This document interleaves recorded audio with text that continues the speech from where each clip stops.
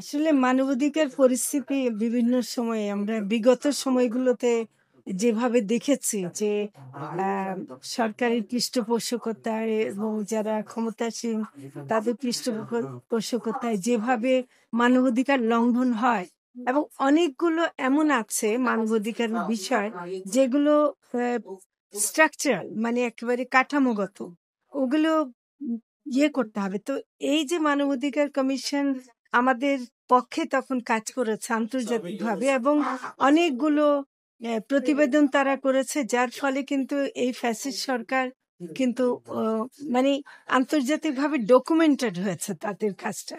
এখন আগামীতেও এটা তারা যখন অফিস করতে চাচ্ছে, এর মানে এই না যে এখন আমাদের মানবাধিকার অবস্থা খারাপ বলে আসতে চাচ্ছে, তা না।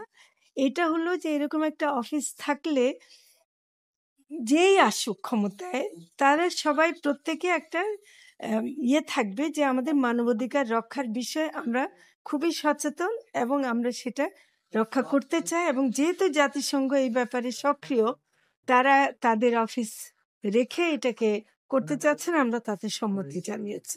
এটাই।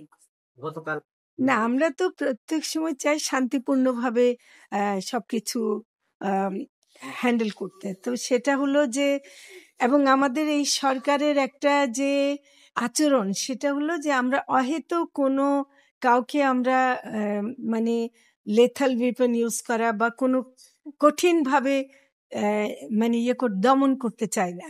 এবং সেটা করতে গিয়ে অনেকে যখন নাকি একটু বেশি হয়ে যায়, সেটা তো আমরা অনেক সহ্যের পরিচয় দিই আর কি, সহ্য করি। আমরা মনে করি যে এটা সামাজিক ব্যাপার, মব সৃষ্টির ব্যাপারটাকে সামাজিকভাবেই আপনারা মিডিয়া কিন্তু অনেক ভালো ভূমিকা রাখতে পারেন। যে মব সৃষ্টি যেসব কারণে হয়, সেই কারণগুলোকে আমাদের অ্যাড্রেস করতে হবে, এবং সেটাই আমি মনে করি যে করা ভালো। মানে এখানে সরকার কোনো ধরনের বাড়তি দমনমূলক ব্যবস্থা নেওয়ার পক্ষপাতী না।